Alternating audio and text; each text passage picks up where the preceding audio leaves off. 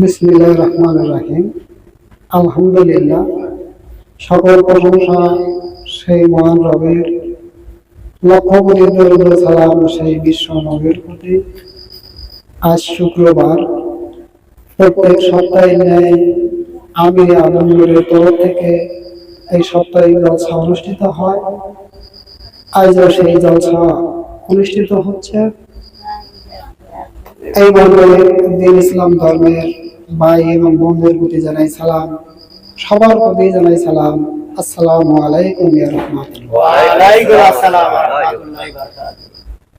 আমরা দিন ইসলাম ধর্মের অনুসারী, সত্য হলো পাক কোরআনের অনুসারী। আমরা সেই বিশ্ব নবীর আদর্শ মোতাবেক সেই আল কোরআনকে এবং বিশ্ব নবীর আদর্শকে আঁকড়ে ধরে নিয়ে আমরা সেই কোরআনিক সত্য এবং বিশ্ব নবীর আদর্শ যা সত্য আছে তাহা আমরা সেই কর্ম এবং ইবাদতের ভিতর দিয়ে আমরা যেন সেই সত্যকে অর্জন করে নিয়ে পরবর্তী জীবনে ফিরে যেতে পারি। আমাদের উদ্দেশ্য হলো এটাই যে কোরআন যে শিক্ষা দিয়েছে, যে ধর্ম এনেছে, আল্লাহ পাক যে ধর্ম প্রকাশ করেছেন দিন ইসলাম নামে, আর সেই দিন ইসলাম ধর্মের দলিল পাক কোরআনের সত্য পালনের ভিতর দিয়ে আমরা যেন সেই পরবর্তী জীবনে মানব জীবন নিয়ে মানব অস্তিত্বকে কায়েমিত করে ফিরে যেতে পারি।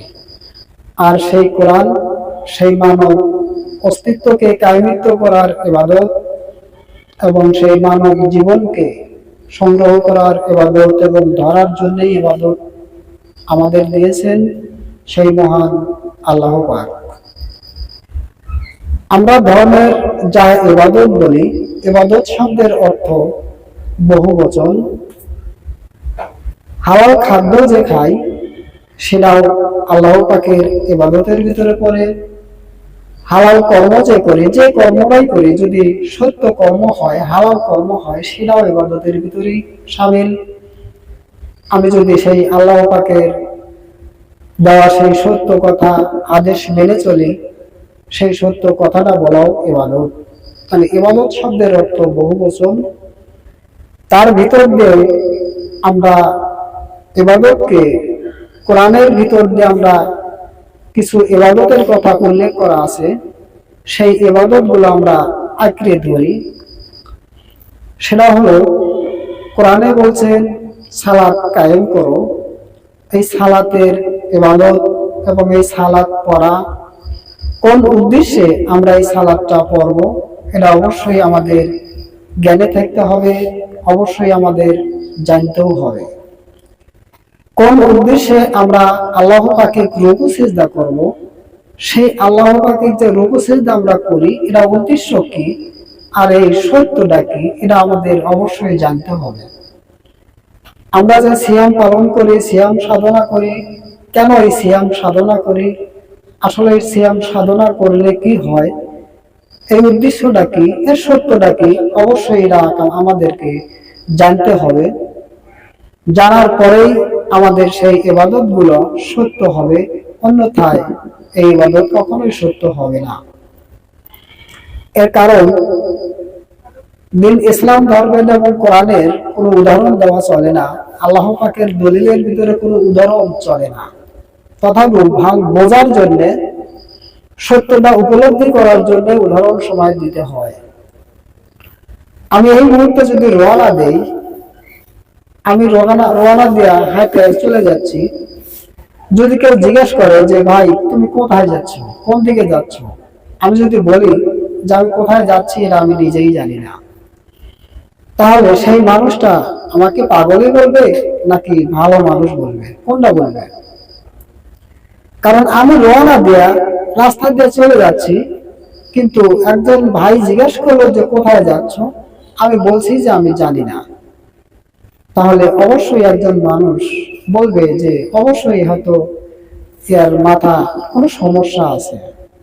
কিন্তু না, দিন ইসলাম ধর্ম এই শিক্ষাটা দেয় নাই। আমি যখন এখান থেকে রওনা করব, যে আমি এখান থেকে শাহজাদপুর যাব, এটা হচ্ছে আমার প্রথম নিয়ত। এবং সেই শাহজাদপুর যে পৌঁছাবো কোন উদ্দেশ্যে, কোন জায়গায়, এটা অবশ্যই আমাকে প্রথম আগে নির্ধারণ করতে হবে যে আমি শাহজাদপুর যাব, যা কি করব, কি কাজ আমার আছে, সেই কাজগুলোকে স্মরণ করে সেই পথে আমাকে রওনা দেওয়া। যদি এই স্মরণ না করে রওনা না দেয়, তাহলে অবশ্যই আমাকে একজন মানুষ উদ্দেশ্যবিহীন হিসেবে একজন মানুষ মন্দ বলবে, ইহা সত্য। অনুরূপে এই ধর্মের যে ইবাদত আমরা করি, সালাত যে কায়েমীত্বর পড়া যে আমরা পড়ি, এই সালাত পড়ি কোন উদ্দেশ্যে পড়ি, এটা যদি আমাদের জ্ঞানে না থাকে, বুঝে না থাকে, কখনোই এই সালাতের সত্যতায় কখনোই পৌঁছাতে পারবে না। আমরা যে রুকু সিজদাটা করে থাকি, সেই রুকু সিজদার সত্য যদি আমি জানতে না পারি, যে আল্লাহকে কেন রুকু সিজদা করি, সেই সত্যটা যদি আমি না জানি, তাহলে অবশ্যই সেই রুকু সিজদা করা কোনো কাজে আসবে না। আমি সিয়াম পালন করে থাকি, সেই সিয়াম পালনের সত্য যদি আমি না জানতে পারি, না বুঝতে পারি, তাহলে এই সিয়াম পালন করা কোনো কাজে আসবে না, কারণ এই সত্যগুলো আমার জানা নেই। একটা কথা মানুষের মধ্যে প্রকাশে আছে যে আগে জানো পরে মানো, না জানার অনেক বিপদ। আসলে এই কথাটা অনেক সত্য আছে, এই কথাটার ভিতরে সত্য আছে। আমি যে কর্মটা করতে যাব, সেই কর্ম সম্বন্ধে যদি আমার অভিজ্ঞতা না থাকে, জানা না থাকে, যদি সেই কর্মে যাই, অবশ্যই সেই কর্মের সুফল দাঁড়াবে না, অবশ্যই সেই কর্মের কুফলই আসবে। সেই কর্মের কখনো সত্য হবে না, সেই কর্ম অবশ্যই মিথ্যার ভিতরে, ফাসিকের ভিতরেই গণ্য হবে, যদি আমি না জেনে করতে যাই। আমরা যে শরীয়তের দিক থেকে, দিন ইসলাম ধর্মের দিক থেকে যে আমরা যতটুকু বুঝি, আমাদেরকে যতটুকু জানানো হয়, এই সওয়াবের উদ্দেশ্যে এবং জান্নাতের উদ্দেশ্যে আমাদের ইবাদতের ডাক দেওয়া হচ্ছে, এবং অনেক নেকির উদ্দেশ্যে। আবার কিছু সময় বলা হইতেছে, আরো কথা বলছে যে দোজখের ভয়ে, আল্লাহ পাকের ভয়ে তোমাদের ইবাদত করতে হবে। এভাবে আমাদের সমাজে এবং সরার আইনের, শরীয়তের আইনের আলেম মোল্লা মুসল্লিরা আমাদের ডাক দিচ্ছে যে জান্নাতের ভয় কি তোমার, জাহান্নামের কি ভয় নাই তোমাদের, জান্নাতের কি আশা নাই তোমাদের? এই জাহান্নামের ভয় এবং জান্নাতের লোভ দেখানোর জন্য, লোভ দেখায় আমাদের নামাজের দিকে, ইবাদতের দিকে, অর্থাৎ রুকু সিজদার দিকে আমাদেরকে ডাক দিচ্ছেন। আসলে সত্য কি এটাই যে এই সালাতের ইবাদত এবং সালাতের যে আমরা যে সালাত পড়ে থাকি, সেই সালাত পড়ে কি একজন মানুষ জান্নাতে যেতে পারবে? আমরা যে আল্লাহ পাকে রুকু সিজদা করে থাকি, এই রুকু সিজদা করে কি একজন মানুষ সেই জান্নাতে যেতে পারবে? আমরা যে সিয়াম পালন করে থাকি, সেই সিয়াম পালন করার ভিতর দিয়ে কি আমরা সেই জান্নাতে যেতে পারবো? কখনোই সম্ভব নয়, কারণ আমাদের জ্ঞানেই বুঝে নাই যে এই সালাত পরে যে আমরা উদ্দেশ্যটা কি। এখন বিস্তারিত দেখেন, আপনারা উপলব্ধি করেন সত্যটা। এই সালাতের কথা উল্লেখ করা হয়েছে পাক কোরআনে যে আকিমুস সালাত কায়েম করো, আর আকিমুস সালাতের হুকুমত আনলো এই মানব সুরতের উপর এবং মানব অস্তিত্বের উপর। তোমার দিনের হেফাজত করো, তোমার জবানের হেফাজত করো, তোমার কানের হেফাজত করো, তোমার হাতের হেফাজত করো, এবং তোমার পায়ের হেফাজত করো, এবং তোমার অন্তরের পরিশুদ্ধতা করো, যেমন অন্তর থেকে কোনো প্রকারের কুমন্ত্রণা না ঘটে। তাহলে কোরআনের হুকুমতটা এবার লক্ষ্য করে দেখেন যে এই মানব সুরতের উপর, অর্থাৎ এই আদম সুরতের উপর এই কোরআন হুকুমত এনেছে। কোরআনের হাকিকতের সত্য ভাষায় বলা হয়েছে হাকিকতে যে আকিমুস সালাতের হাকিকত বাংলায় হচ্ছে মানব সুরত, অর্থাৎ আদম সুরতের সালাত। এই আদম সুরতের সালাত পড়তে হবে সৎ কর্মের ভিতর দিয়ে। এই আদম সুরতের সালাত, অর্থাৎ মানব সুরতের সালাত পড়তে হবে সৎ কর্ম দিয়ে। এটাই হচ্ছে সালাত পড়া। উদ্দেশ্য হলো এই মানব অস্তিত্বকে পবিত্র করার উদ্দেশ্যে, কায়েমিত্ব করার উদ্দেশ্যে আমরা এই সালাতের ইবাদত করে থাকি, অন্য কোনো কিছু নয়, জান্নাতের লোভে নয়। এটা সত্য যে আমরা যে সালাত পড়ে থাকি, সালাতের কর্ম করে থাকি, যে কর্ম সব কর্ম করে থাকি আমার অস্তিত্বকে এবং মানব ভাণ্ডকে পবিত্র করার উদ্দেশ্যেই আমরা সকল প্রকার অন্যায় অসৎ থেকে বিরত থাকি। আর এই হুকুমতটাই পাক কোরআন দিয়েছে। এই সালাত কায়েম করার উদ্দেশ্য ইহা নয় যে একজন মানুষ জান্নাতে যাবে।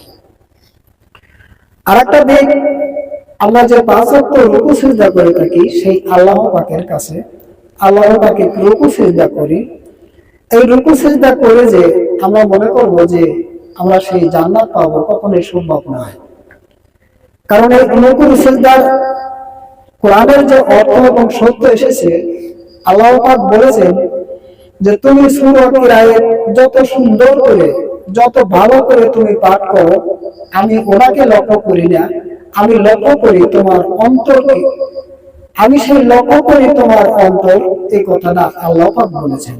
তোমার অন্তর রুকু সিজদার ভিতরে স্থির আছে কিনা, নাকি দৌড়াদৌড়ি করতেছে, না এদিক সেদিক চলাফেরা করতেছে, সেটা আমি দেখি।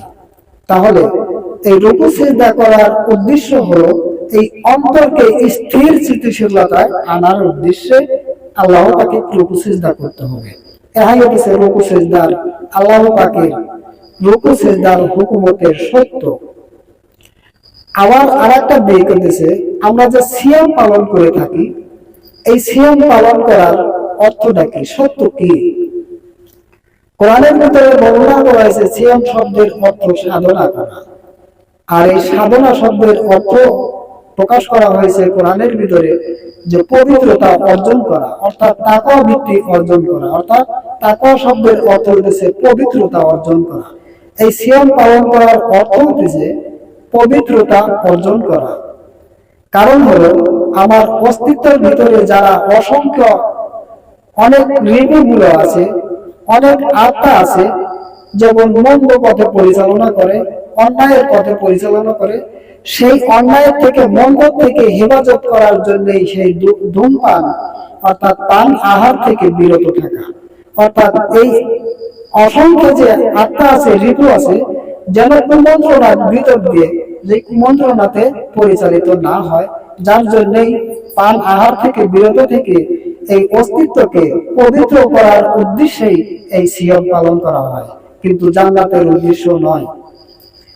আরেকটা দিক সত্য, আর এই উদ্দেশ্যে যখন একজন মানুষ সফলতায় আসতে পারবে, তখন সেই মানুষটা হবে মুমিন এবং মুসলমান এবং ঈমানদার এবং মুতমাইনা।